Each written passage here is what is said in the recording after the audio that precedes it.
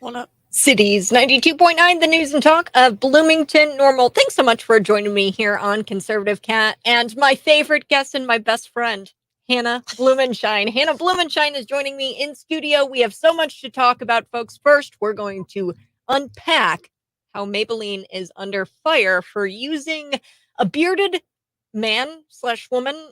I can't tell, but it's a bearded model, and they have this new ad and he is promoting one of their liquid lipsticks, Maybelline. So we're going to talk about that next. We have to talk about Sound of Freedom. All of this and more ahead on Conservative Cat. Be sure to like, love, share the video on our Facebook, YouTube, Twitter channels. And be sure to text me at 309 451 9299. Hannah Blumenshine, how are you? First of all, how's your heart? Congratulations. Engagement. Wow. You really want to stick it to the government. Just get married and have babies. Yeah. Be a rebel. Start a family. Whoever thought that would be the odd man out is getting married. But yeah, I'm excited. June of next year. Looking forward to it. So. June of next year. Yes. And folks, be sure to text in a congratulations to my dear friend Hannah. I'll make sure that she sees them. She's getting married to a police officer. Police officer, and he is also in the National Guard. So very proud of him. Very proud of him. Back the blue. Yes. Back the blue. Yes. And send Jimmy a love you too for serving his community as a police officer. Now I want to get into Maybelline. Okay. Oh boy. So Hannah came in not knowing exactly what we were going to be talking about today. We're going to talk about Sound of Freedom because she went and she saw it with her family. I saw it with mine, and I just was shocked, taken back. I mean, what was the theater like? There was a lot of people. I think there were about 30 to 45 people in the theater that we were at. My sister we kind of drug her to the theater. She had no clue what she was expecting, and at one point she walked out. She was crying so much. Yeah.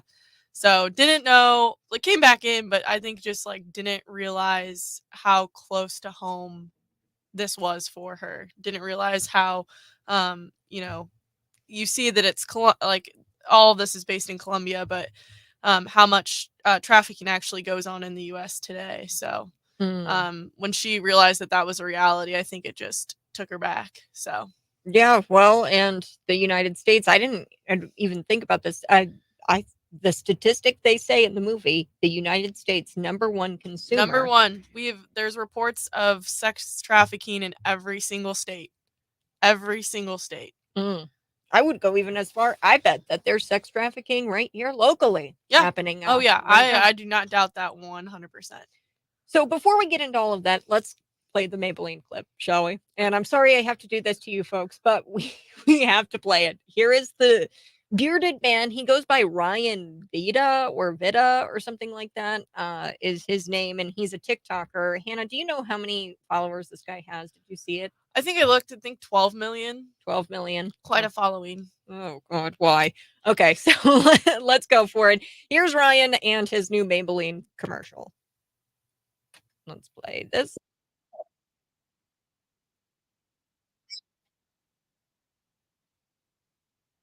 Arrived the next day, and here I am filming a makeup review. And baby, check out this color and shine. It's so comfortable and it will not budge or smudge for up to 16 hours. Let me know what you think and shop Maybelline Prime Deals for 30% off right now. It's Prime Day on Amazon, so why not see if Maybelline has any deals going on? And look at that. Quick reaction.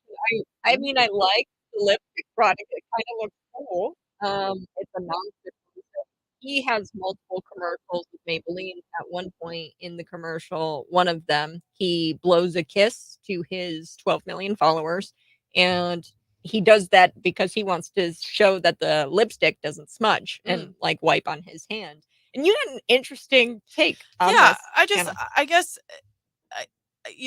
I'm a firm believer in do whatever you want. We live in a free country. You're not going to tell me what I'm going to do, and I'm not going to tell you what you're going to do. But I guess from the marketing aspect, like 7.2% of the U.S. is LGBTQ plus, and so you're marketing to 7% of the population. Maybelline, like I don't know what the lipstick's gonna look like on a female, so I'm not particularly um keen, or I don't have the urge when I'm looking at this commercial or ad to buy it. But if you're going to market to 7% of the population until 93%, that's your choice. But I guess what's the numbers and what's the margins? What's the takeaway on that? I want to know the numbers on this specific lipstick alone on Amazon Prime Day. Did it sell well? Did it not sell well?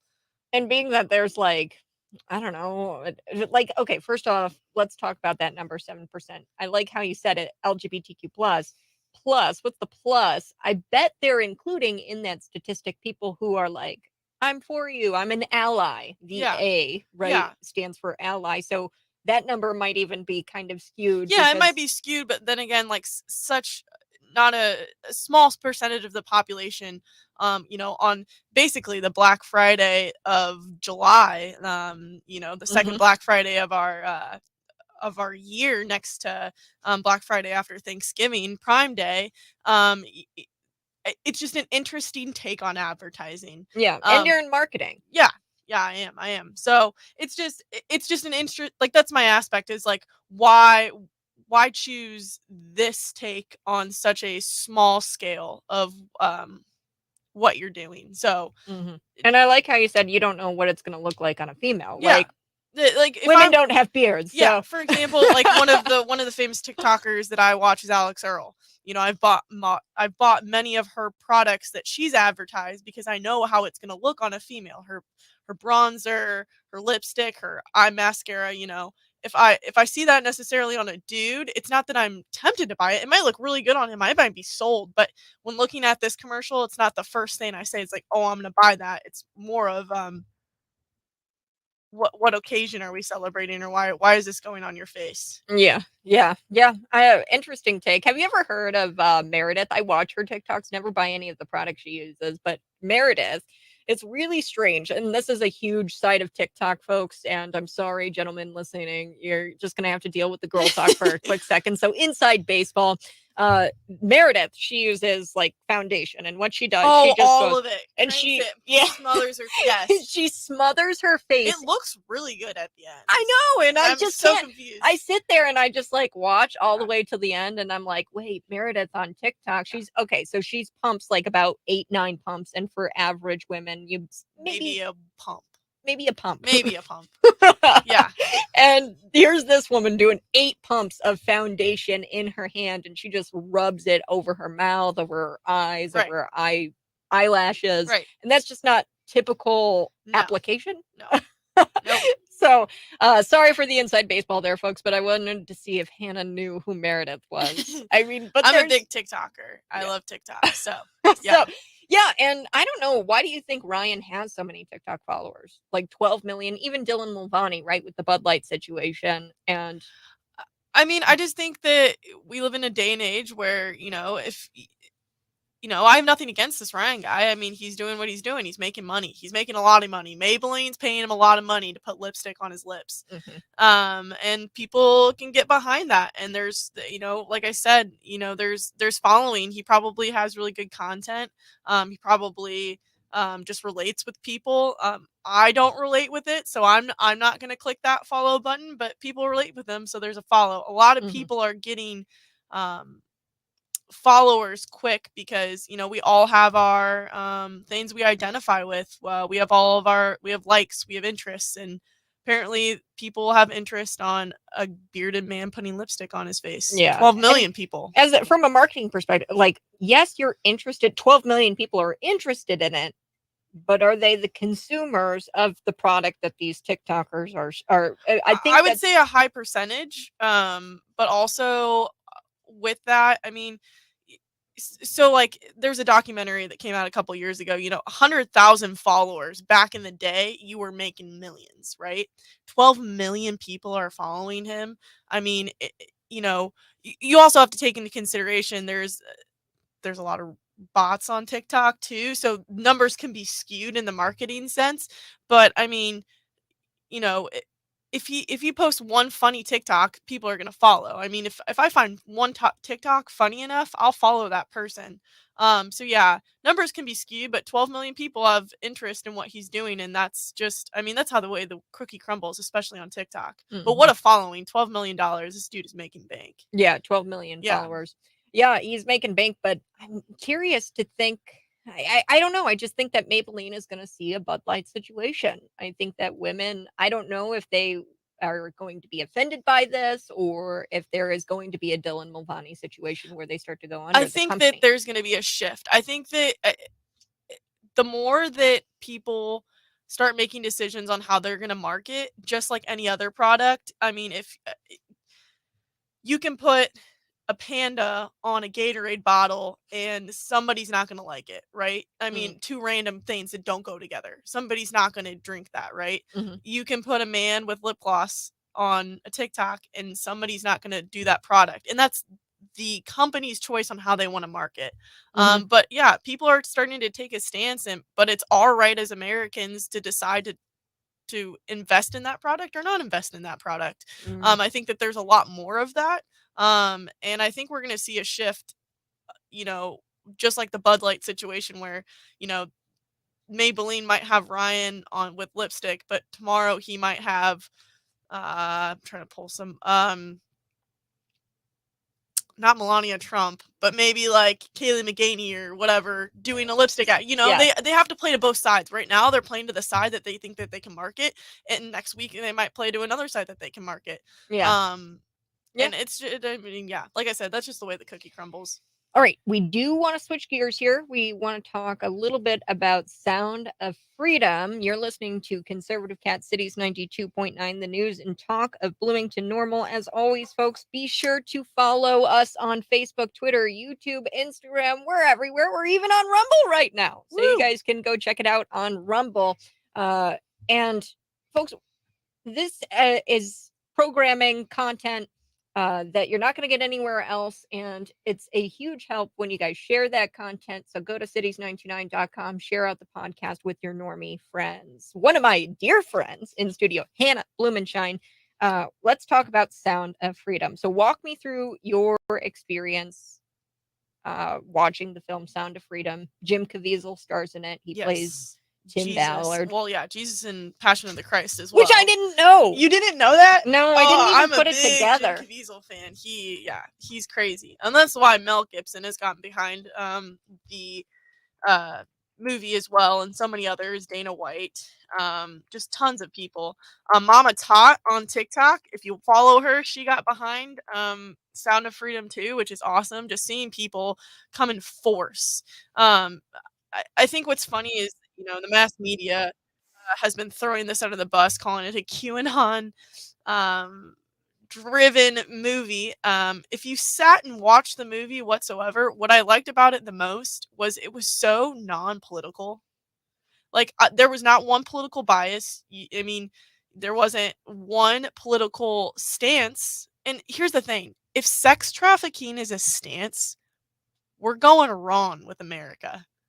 This is one thing that we should agree on, that child sex trafficking should be stopped.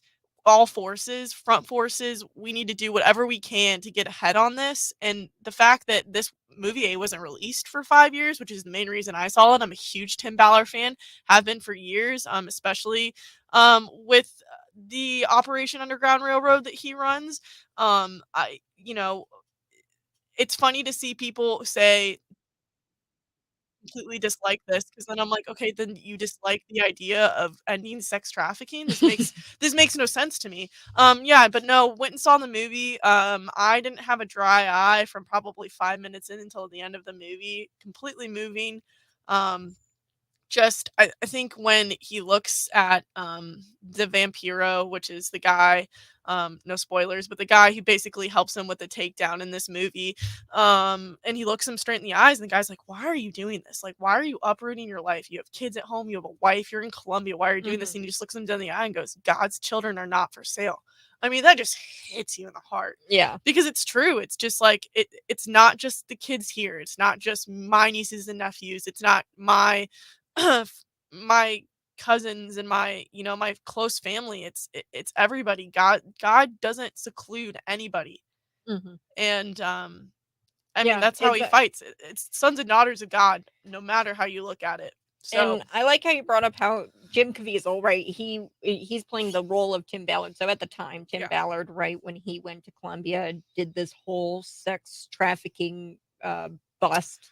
120, I think, that he saved in that bust alone, that actually happened. If you stay to the end of the movie, you actually get to see video content from that bust in Colombia. And he was acting rogue. He Yeah. wasn't even acting at the behest of the U.S. government because at Nope. the time we didn't have a whole lot of international sex trafficking laws and international rights. We tried to stay right here. Well, we had national. We had what Mhm. happened was, and this happened in real life too. When he went to them with the "Hey, I'm going to do this," we had no jurisdiction in Colombia to do this whatsoever. If we didn't have didn't have any evidence of it affecting the U.S. in any way, which at the time it was a Colombian it was a Colombian raid. There was they didn't have proof that any child that was part of this raid was a U.S. citizen. We couldn't involve ourselves, so he decided to go rogue. Yeah, and that in and of itself really changed things because then I think we started to develop more international laws surrounding sex trafficking where Yep. we get more involved after he went rogue and did but did you see that the DOJ took sex trafficking off their website as an important topic to fight against? Which is such an ironic thing to do. I'm like, wait, first of all, as somebody who's in marketing, way to market a movie. Like, take down probably one of, if not the most important thing that's an American issue right now. Kids getting sold, just doing unimaginable things day on and day out, not knowing where they are. They won't see their parents again. They're getting not even, most of the time, and this is, sorry for the listeners, but this is the reality of it all. After they're done with their age, they're usually sold for body parts. So this is never a happy ending for anybody in this situation. And this is somehow on the bottom of the totem pole for our U.S. government in the level of importance. It makes no sense. Yeah, so some background for the listeners. DOJ webpage, they had 3 areas of concern on their website page. I think it was child sex trafficking, international sex trafficking, and child prostitution. Those 3 items were taken off the website. I know. And I was just like, are you going to put something back up? Because you're about to start a riot. And the timing of it is suspicious, being that it was like in May when they are you trying to give the left a point? Well, it's not on the DOJ website as a significant, important topic that we want to address. Well, cool. So the molestation and battery of children is not on the top of the DOJ's important list. Yeah, in area of and that's a arguing topic right now. It just makes no sense to me. Yeah, well, they're trying to say that we're all trying to cause moral panic, and it's just like, yes, we're causing moral panic. This has been going on for a very long time and shouldn't be, and needs to be stopped immediately. And you don't want us to bring awareness to it. And you brought up Tim Ballard and how his what was his buddy's name that was helping him through the whole time? Vampiro. They never release his actual name, but it's a real person. He's just basically he went down there, and instead of he basically bought children and set them free. So he was never found out by anybody down there, by the cartel, by any of the sex trafficking lords. He would just buy kids, basically for his evil ways, and actually would save them, take them into homes, put them in safe locations.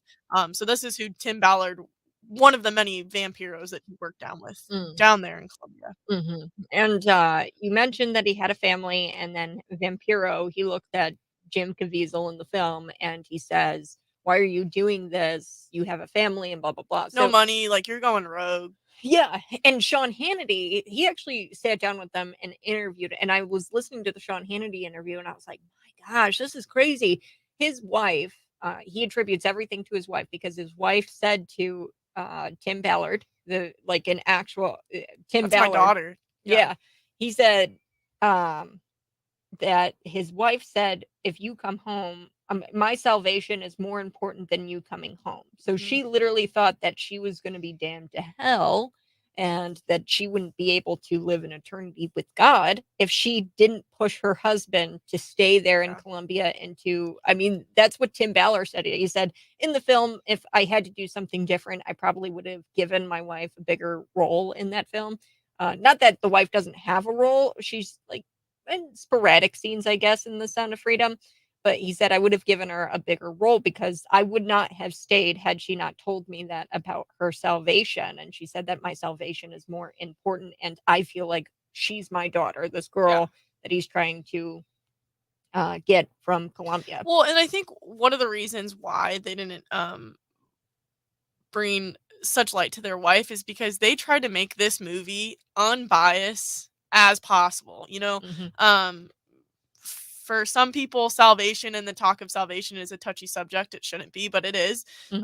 So, like I said, you go into this movie and you know, you don't see a side. You just see the important thing, and that's saving children. That's it.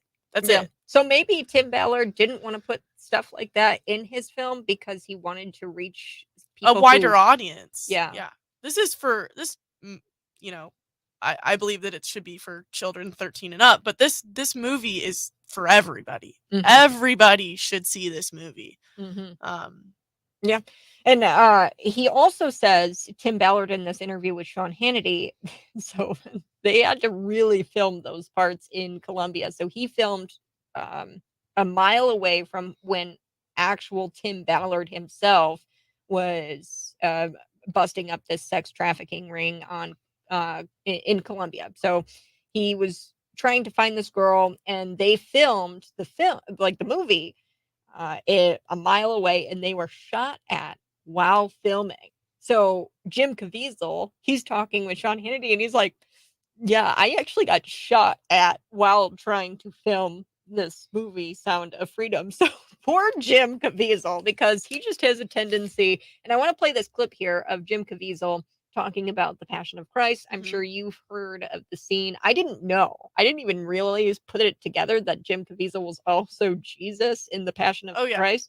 And he talks about the pain he went through while playing Jesus in the Passion of the Christ. So let's take a listen to that. Here we go.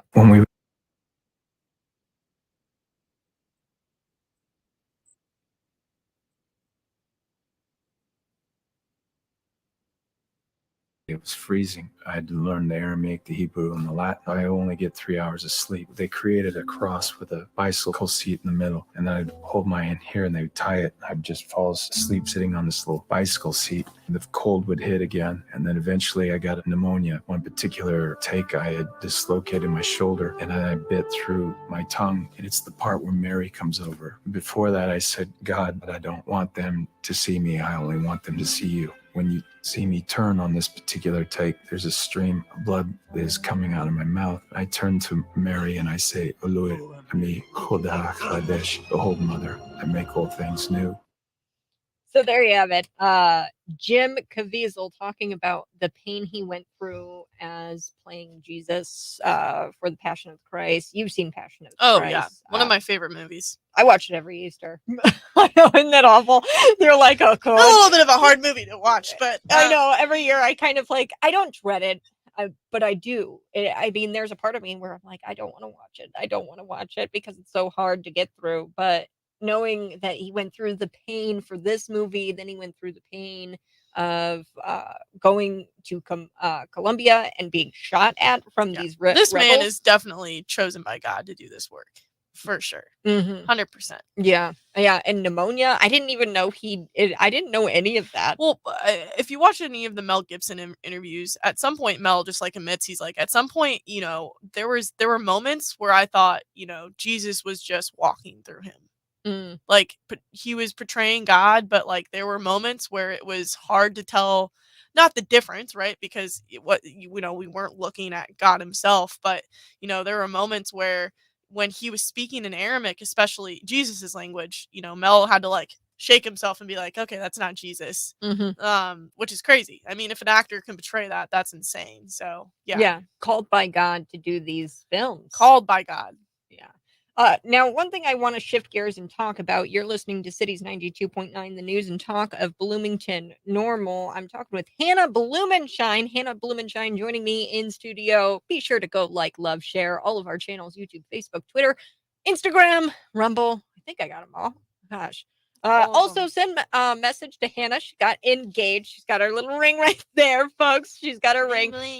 She's marrying a police officer. So send her a text via the text line 309-451-9299 saying congratulations. I'd really appreciate it. Okay, let's shift gears. Let's talk about Ashton Kutcher. So in Hollywood and how it all kinds of fits in with human trafficking. And if you think there's a problem with Hollywood, in the film Sound of Freedom, there's a celebrity. She's an actual celebrity. Now, not the actress, but there was an actual celebrity who tried to recruit these children into child acting, I guess. Explain that part of the film for me. So basically, like I said, there's spoilers. Basically, it was a beauty queen from Colombia. Who is, if you stay until the end of the movie, there's actually film. You can actually see what she looks like. They actually portrayed her very well, I thought. And basically, she won this beauty pageant in Colombia, got a lot of money for it, was basically a town celebrity, and used that, not persona, but title, to basically go to young girls and go, you can do this too. And she had, I think, like 70, 80 kids that she recruited that were eventually sold into sex trafficking, which is insane. So she would just go and tell them to meet her at this place at this time, and, parents would never see the kids again.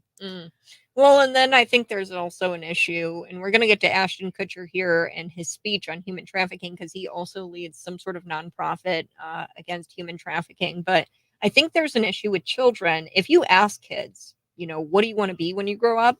9 times out of 10, I guarantee they're going to say, I want to be famous, or I want to be a social media influencer. I think 7th graders, there's a statistic out there, like 90% of them want to be social media influencers. Right. And there's a problem with kids wanting to seek fame. Now, I don't know if that comes from parenting or what, but I think there's a problem with kids wanting to seek fame. Not that this is in any way the children's fault. Don't take that out of context, folks. Oh my gosh, I can hear the liberal heads popping off right now. Oh my gosh, did she just say this is because the kids like to be famous? No. But I do think that this is an octopus. Human trafficking is an octopus. And it's like, you have this problem with kids being desensitized really to this industry, fame, things like that. And these predators who use that against children, knowing that they want to be famous. Well, and I don't know if you remember what you looked like when you were 13 years old, but the 13-year-olds that are out here now do not look like the awkward Jonas Brothers bangs that my mom cut too short, lip smackers, lip gloss, and acne all over my face. I mean, 13-year-olds don't look like 13-year-olds back then. And so, yeah, it's crazy how fast people our age, not my age, but younger, so like I'm talking about like the 9 to 13 spam, who see these influencers that they kind of look like, but like have filters on them. Parents are letting them wear whatever they want and letting them do whatever they want, and like what perception and what influence is wearing off on the children of America. And how is that influence detrimental to their ability to say no? Well, and filter that. Like, if somebody comes to you and is like, hey, I can give you like 2 million followers, but you're gonna have to do this, this, and this.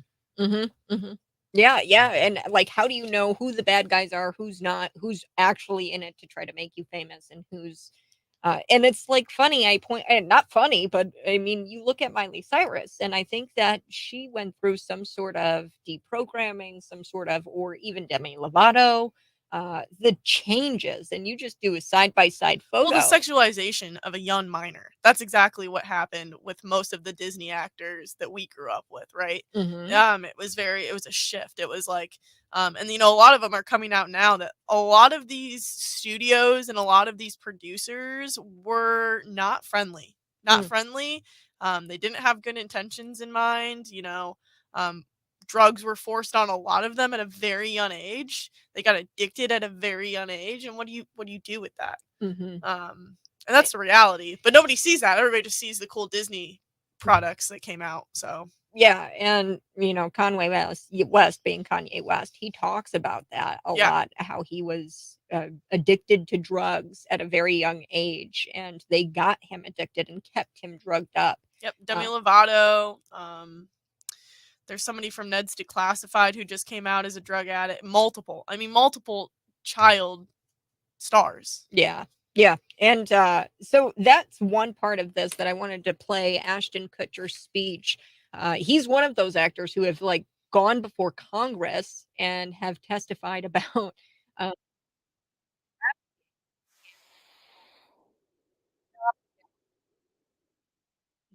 I exactly what his organization does. I'm sure they raise money, awareness, things like that, but I'm not exactly sure what they do as far as sting operations. Now, Operation Underground Railroad, this is somebody who's a former Homeland Security guy, Hmm. so he's got some experience in sting operations. I don't know if they conduct sting operations. I was just not up to speed with Ashton Kutcher and what he exactly does. But here he is. He's the co-founder of Thorn, Hmm. is his national nonprofit. So let's take a listen. Here we go.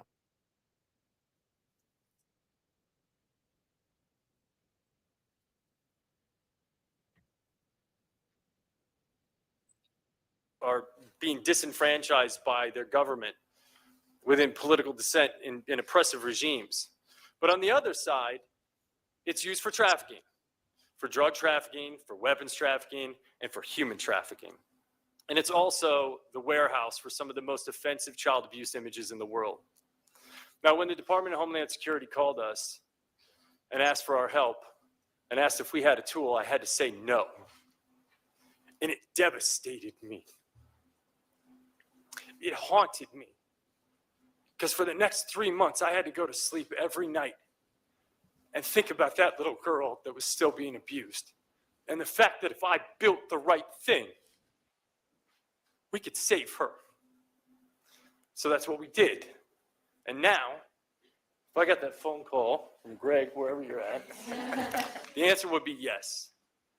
We've taken these investigation times of dark web material from 3 years down to what we believe can be 3 weeks. The tool is called Solus. Once again, I won't go into too much detail about the tool, but it's being used by 40 agencies across the world today in beta, and we believe that it's going to yield extraordinary results. And All right, so there you have it, Ashton Kutcher. He talks about some of the technology, I guess, that his foundation is developing for Homeland Security. So yeah, I guess he does work with Homeland Security and things like that. So Thorn.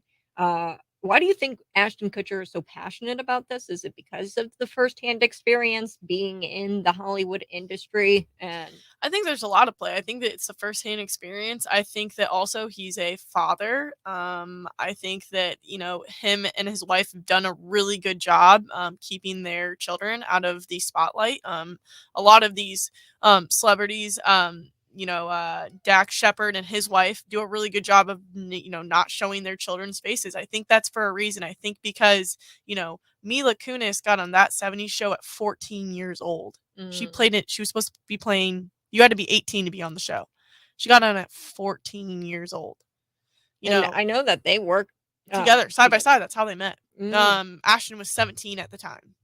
So who knows what Ashton Yeah, saw it's like at 17, what was going on with Mila? Well, that, and then probably what he saw going on with his wife, what he just saw in general in Hollywood. I think that not showing his kids in the public eye, following a lot of celebrities. I don't think it's because they want them to be private. I think it is, I don't want what happened to me to happen to my kid.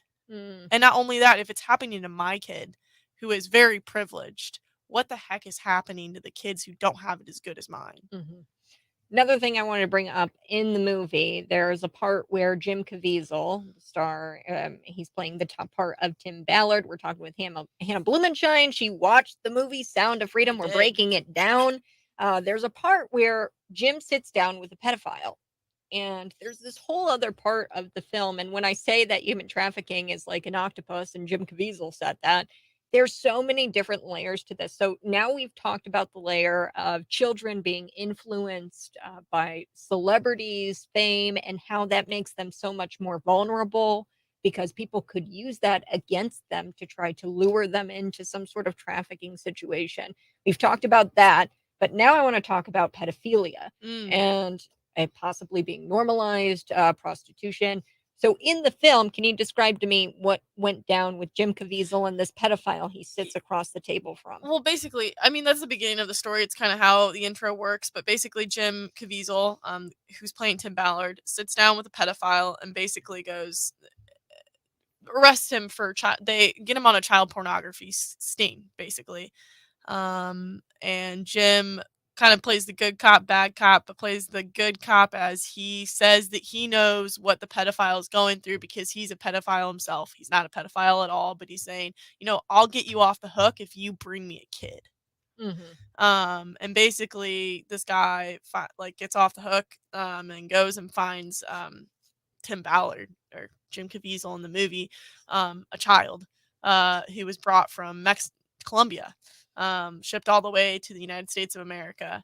But yeah, just pedophilia. So child pornography, like you said, there's many layers. It's not just physical prostitution of a child. I mean, they're also taking videos of these kids that, pictures are getting posted online every day and the hundreds of thousands of images are uploaded every day of minors in just horrifying pictures that just don't need to be on the internet, and he makes sure that they don't. And what was funny is like how disgusted you could see Jim Caviezel or the guy who plays Tim Ballard, but like how the pedophile, like he just wanted to talk about it.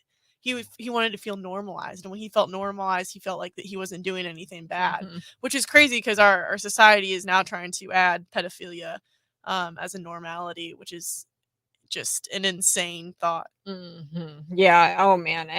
You look at things like the United Nations. I think they had some sort of Human Rights Act, and then they were trying to include people in this Human Rights Act who had minor attraction. So you can't discriminate against people who have minor attraction or who are attracted or sexually involved with people who are minors. It was very bizarre. I'd have to go through all of that, but At what point does it stop, I guess, is my question. yeah. Like, are we going to allow people to Like I'm sexually attracted to murdering people. Like at what point does it stop? Like Yeah. that, you know what I mean? It's just like Are we going to protect you if you if I like to kill puppies. yeah, like or if like you club, or like with the thing about abortion, right? If you club a baby out of the womb, Yeah. and you just put a hammer to it, like where does it stop? Yeah. Where's the line? Yeah. And I just don't think that these people know that if there is a line, and they don't I don't wanna think that talk about the line. I don't think that they want there to be a line because then the possibilities are endless, Yeah. which is scary. Yeah. Yeah. Well, and the pedophilia, right? So if we were to stop the consumption of child porn or even pornography, because there's 27% of human trafficking is children. Now, think about that. If like near 30% of children, that's 70% of human trafficking are grown women, men. Yep. So, I mean, how do you stop that? Because the whole reason why they're being trafficked like this filmed is because it's money. And, Well, it's a multi-billion-dollar industry. Yeah, and it's the pornography, right? If people are purchasing this imagery and things like that, then how do you stop And I it? don't want to put on our tinfoil hats, Kat, but I feel like we have to. In the thing that if we stop a multi-billion-dollar industry, the people who are at the top are going to be scrambling, and that's what they're doing right now. And that's why this movie took so long to be released. 5 years. They made this movie 5 years ago. We're gonna take a brief break, commercial break for the radio friends. Cities 92.9 Conservative Cat. Welcome back. We're talking with Hannah Blumenshine. Hannah Blumenshine is joining me right over there, and she has been talking with me a lot about the movie Sound of Freedom. And the thing about this film that bothered me so much was that this film was in the hands of Disney 5 years ago, and we could have got this movie. They're just kicking themselves. Disney, Kicking they've got to be. themselves. Yeah, well, they haven't had anything good. Yeah, no, I went and saw Elemental. It was okay. Yeah, But didn't spark box offices like, they had what was the other one? They've had a couple. Lightyear tanked. Mhm. Wakanda was good. Wakanda Forever was good, but did not get. They lost $900 million this year already on prospected earnings from all these movies, and they literally take something that not only is a movement. I mean, how cool? How many followers do you think, Disney, that you would have if you were behind probably what will be one of the biggest movements of our lifetime, which is ending sex trafficking? Yeah. Yeah, and I honestly think that that's what this movie is going to do. So at the end, in the special message, what Jim Caviezel says is, Uncle Tom's Cabin. There was this book that was very pivotal in ending slavery in the 1800s. Abraham Lincoln, the Emancipation Proclamation. But this book was very pivotal in changing. They didn't want it published. They did everything in their power not to get it published, and then it published, and then the domino effect. I mean, everything started. Same thing with here. I mean, you get to the end of the movie, and another spoiler. We're just spoiling the movie. Just if you haven't watched the movie, go watch the movie before you listen to this. But basically, I mean, he goes, take your phone out, and I mean everybody in the theater. Mm-hmm. It was like mind control, and not even that. It was just like we were so moved by what we just watched that how can you not take out your phone and donate to the cause? Yeah, we were so moved, and I know. I looked at it and I was like, donate. I bought 4 tickets. I was like, all right, like I mean, somebody has to go watch this film. Have you seen the I don't know if you've talked about it yet, but like the theaters that are like pulling fire alarms and air conditioners too high, and they don't want anybody to see this movie, and that's why you should go see it. Yeah, exactly. Yeah, I mean, when it comes down to it, the more they tell you not to go see the film, the more people are going to want to go see the film. Yeah, and Disney, the more you tell me that a bearded man is wearing lipstick makes me want to go buy the lipstick. Makes me want to go buy the lipstick. Yeah, exactly. I want to find companies that are of like mind and that actually have values. And that's one thing that I think Sound of Freedom portrays, is that there is a value to this film, and there are just a lot of things that Disney has produced that don't add any value to society. In fact, I think you could go as far as to say a lot of the stuff that they back, like this new film on Hulu, it's about a girl who inherits from her dad a blood-sucking cult. That like they literally do human Lily sacrifice. Collins? I don't know who's all in it. Here, hold on. We do have a quick video clip of the actual movie trailer. Take a listen. Here we go. It's morning again. The sun is shining. The goats are screaming. And I'm still here despite the fact that last night I witnessed someone get ritualistically murdered by my dad's cult that I just inherited. Oh, here we go. What the?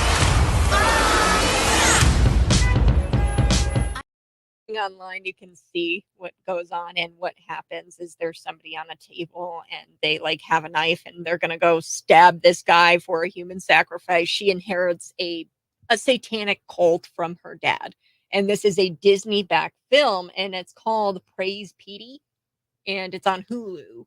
I don't know who all. I can check the act, but you're no Lily. It's a different show, but that's insane.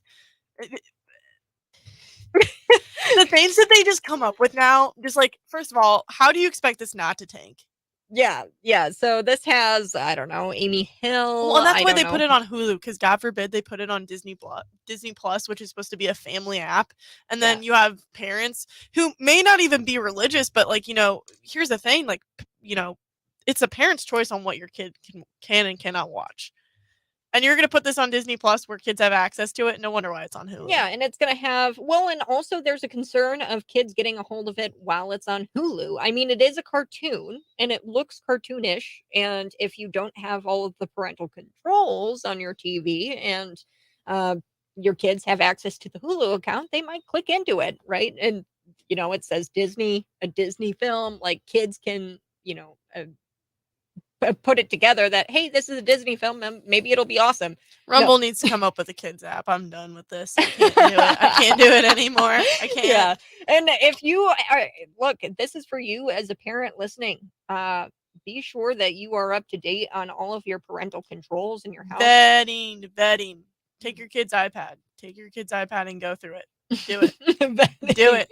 Do it. Yeah, because they've got all kinds of things out there nowadays. Now we are getting close to the end of our show. Hannah Blumenshine, thanks so much for tuning. Thanks for having me. Coming in. Yeah. I never know what we're going to talk about, but it's always interesting. Yeah, well, we talked about Maybelline and we talked about how a bearded man, real quick, we got about a minute left. This bearded man with the barette in his beard. Yeah. What do you think that does for his beard? Is it well? That's it. That's the whole point. First of all, I don't know if this man's ever put a barette in his hair, but it's to hold something back. I guess it could be an accessory too, but you are holding nothing back in that sense. Like I'm putting a barette in my hair to hold back my hair. I mean, it's a nice barette. Like I'll give him that. It's probably like a Swarovski because he's got 12 million followers. But yeah, dude, what are you holding back? like if he had like the flip and like was holding like one of his flips, like I would be like, I would respect it. But the fact that it's just randomly, first of all, it looks heavy. Like, does your chin hurt? Like, I'm confused. It's a big barette. It's a big barette. Props to like having a barette in your beard, but I'm just confused on the placement and what it's doing. Things have purpose. We have fun here at Conservative Cat. Thanks so much for tuning in. You're listening to Cities 92.